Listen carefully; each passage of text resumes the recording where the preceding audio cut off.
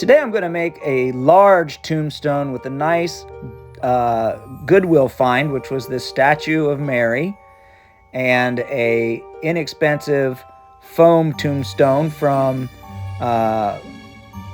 last year's closeout at Home Depot, and two styrofoam blocks that I found in the trash. I'm gluing the two blocks together with polyurethane expansion foam, which works as a great glue on styrofoam. You just make sure that you've got it around all your edges so that when you push the thick objects together and weight them down with a couple of bricks or something, it smushes out the sides, because you're going to be able to trim that off. Here I'm doing that with the tombstone. I got around all the edges. I'm pushing that up against the block, and the reason I put the two blocks together was I wanted them as high as the tombstone was. Now they've all dried and cured, so I'm going to use a saw and help whittle down the rough shape of this. You can use a hot wire cutter if you have one or anything. After the rough cutting is done, I'm using a curry comb to roughly shape the roundness of the tombstone, and then I come back with a palm sander and I sand it smooth, relatively smooth, so that I have the final shape that I want.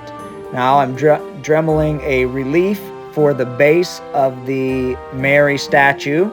I'm going to dry lock everything, and I'm going to apply, at least 2 coats of dry lock, allowing them to dry thoroughly between each coat so that everything is really sealed from the weather. And I'm going to do that to the Mary statue too. I'm going to completely seal her, and then I'm going to glue her onto the tombstone, which I did. And now I'm painting using my watered down acrylic paints. You can see the how-to in a separate video.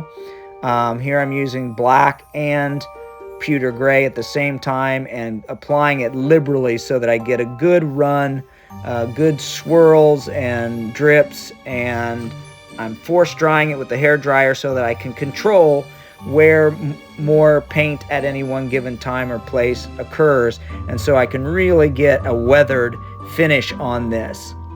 And I'll go back and do that several times, and when that's all dry, she's done. And here she is in our graveyard, and I think we'll show you how she looks at night.